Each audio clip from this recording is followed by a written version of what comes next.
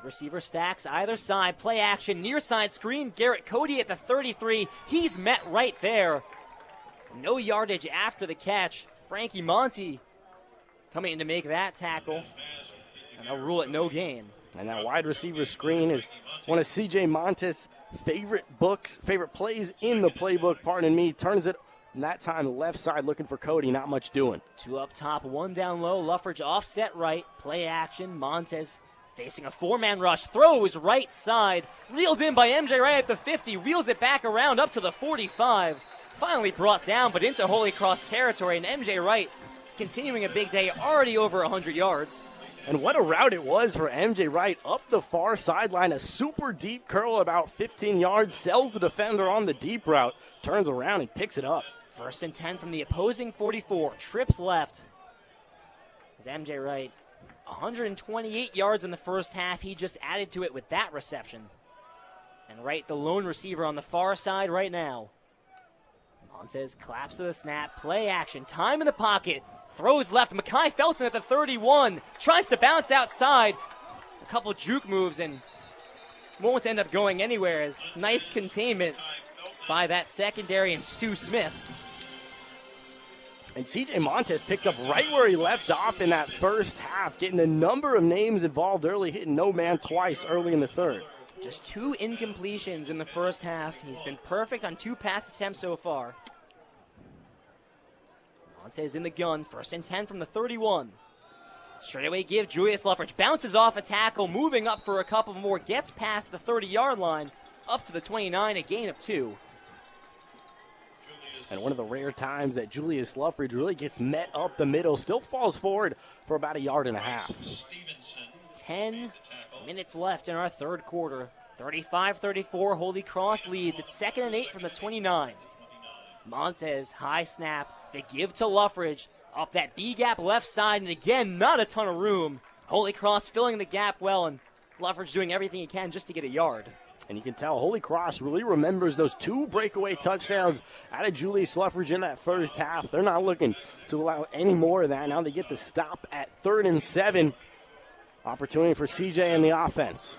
Jacob Dobbs, his 7th tackle of the game, halfway to tying Ryan Greenhagen's record, which would put him 3rd all-time in the Patriot League.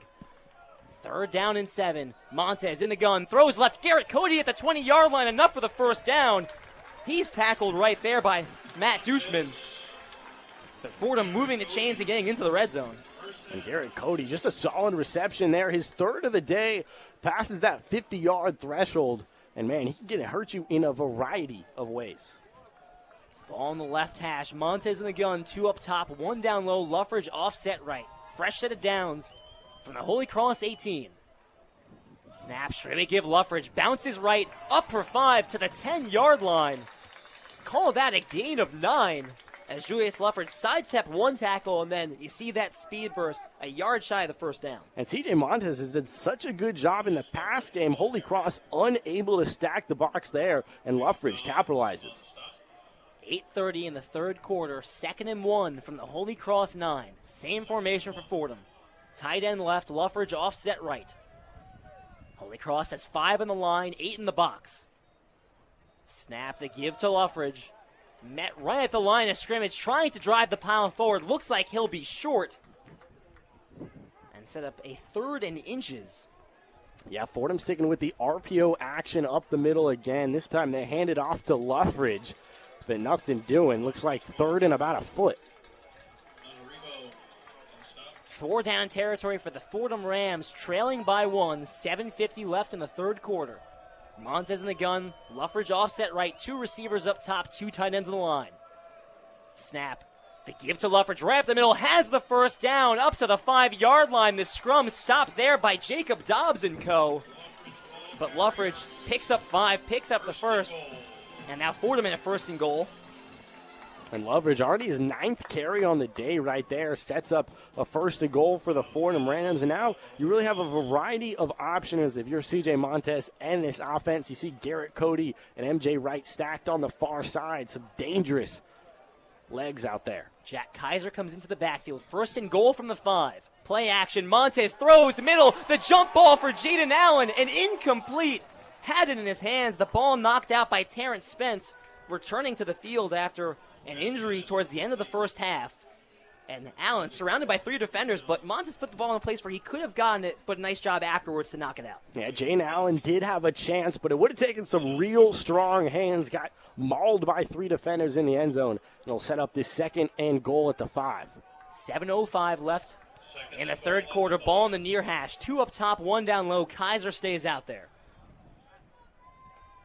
Montez claps to the snap. Play action, throws, middle. Mekhi Felton into the end zone. Touchdown, Fordham. A crossing route over the middle. A low diving catch by Mekhi Felton. Holy Cross is saying it's incomplete, but for the moment they say touchdown, Fordham. McGurk lobs it for Lee, right elbow. Swings left, Hayford. Takes the left wing 3. It's good, rattles in. Fordham back out by 2 on the 3 from Amy Hayford. 42-40, 3:15 in the third. Berg harassed by Hayford. Has it slapped away by McGurk, but recovers. Shivers in the deep right slot. Moves straight on, now swings right, Fisher. Back to Chivers, left wing. Shovels for Sophia Nolan. Fisher, the deep right wing 3, it rolls off. The loose ball, who's gonna come up with it? It's Loyola as Tannen finds it on the ground. Back into the hands of Fisher with a fresh shot clock, 15 and ticking. Passes left for Emma Nolan, far corner Fisher.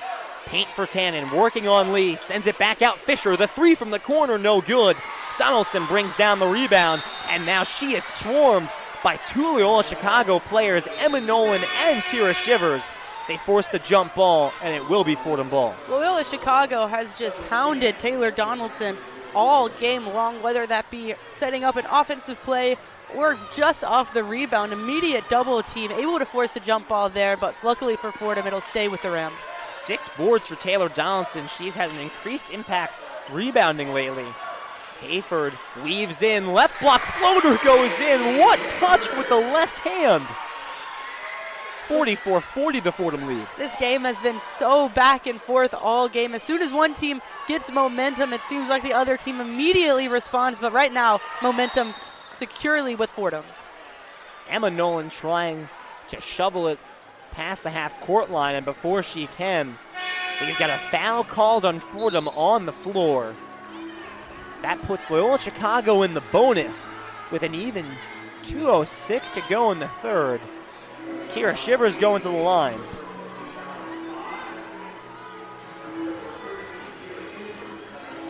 This is the second quarter that Fordham has sent Loyola Chicago to the bonus. Fordham yet to be in the bonus tonight.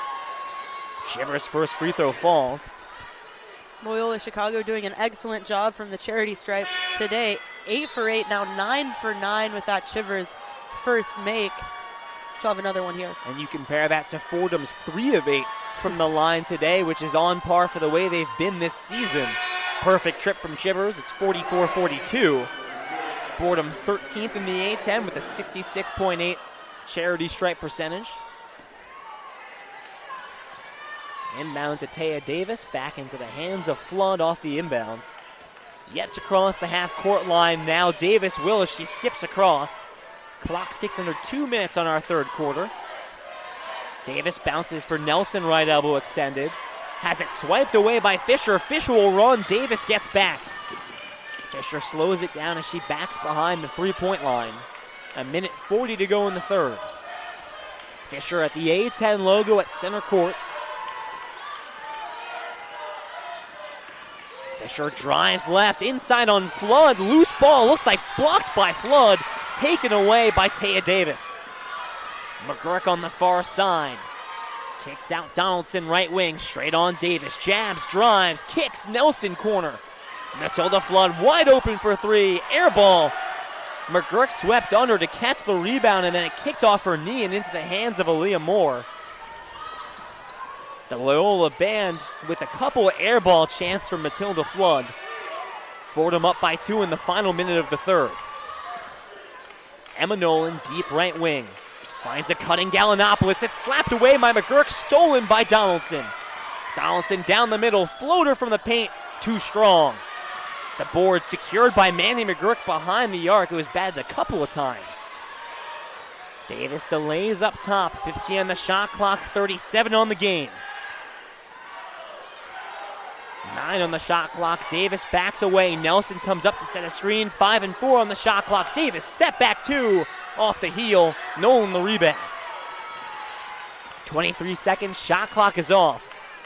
44-42. Fordham leads at the close of the third. Gallinopoulos at the logo. 12 and ticking. Donaldson guarding Gallinopoulos. Bounces inside for Fisher. Works on Nelson. Spins around. 5 on the clock.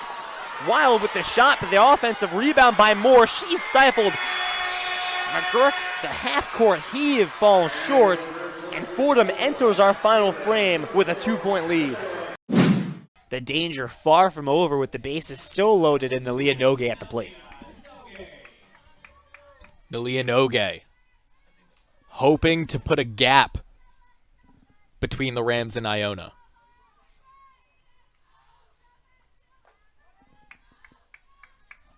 First pitch misses. Nogue has struggled in the early portion of this season. The batting average uncharacteristically dipping below 200. She's gotten going a bit as of late.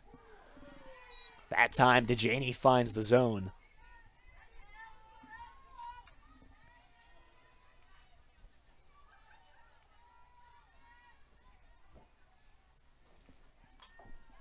Fouled off.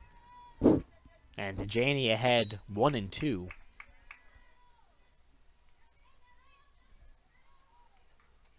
Now, if I'm DeJaney, I'm going for a ground ball here. That's my approach. I want to at least try and get the double play. If I give up a run, I do. But also, a ground ball to the hot corners, and you can easily get the out at home. Going for the outside corner. And won't get the call. Counts even at 2. Nalia Nogue, not an easy player to strike out. One of the best contact bats in this lineup. So it's not going to be easy to blow one by her. And that's why I'd be going for the ground out. I think you hope maybe. I think that the plan, at least on that last pitch, was to try and catch the corner and freeze Nogue. You wonder if she's willing to try that again. If you don't get the call, you're in a 3-2 count with the bases still loaded. Right now, the count 2-2, 1 out. Nogue fouls it off to stay alive. That's an excellent, excellent pitch because you can miss, but you have to do it on the outsides because even if you miss low and in the middle, that's going to be a hard hit, and your infield is in. They're not going to be able to field that. Janey has the slight advantage of 2-strike count on Nogue. That time misses well away. And now the advantage shifts closer to Nogue, where she's still got to protect the plate, yes. But if DeJaney misses, that's an RBI walk for Nogue. Full count, 1 out, bases jacked. DeJaney deals. Lined up the middle, Guerrero over to first in time, but the run scores. Fordham ahead 6-4. Seemed to me that there could have been a potential play at the plate there, but they elect for the out at first base. So the Rams will pick up another run, and all of a sudden they've got 2 runs up and 2 ducks on the pond. Runners still in scoring position at second and third with Sydney Wells coming up. Line drive through. That'll get to the wall. 1 run scores. Here comes Enoch. Fordham leads by 4 on the second double of the game by Sydney Wells. As soon as you see 46 step into the box, you know you're in for a world of hurt. She says, I'm not going to give you any time to get used to me. I'm going to rocket that one through the 4-hole, and that's a perfect piece of hitting. Rams clear the bases, and now the Rams have a commanding lead. The sun poking out, rain still coming down. Fordham has taken an 8-4 lead. 5 runs have come across to score, and there's still only 1 out in the inning. Ava Karatzis at the plate. DeJaney gets the first pitch strike. It was a valiant effort by Lichter in center field trying to dive to stop it from getting to the wall. I'm not sure it would have mattered either way. Absolutely not. Wells was trucking around first base. Off the end of the bat, that will drop in. Wells rounding third. Lichter has trouble with it in center field, and there'll be no play at the plate. Tack on another. Fordham ahead 9-4 on the RBI single from Ava Karatzis. And the run's coming in bunches right now for the Rams.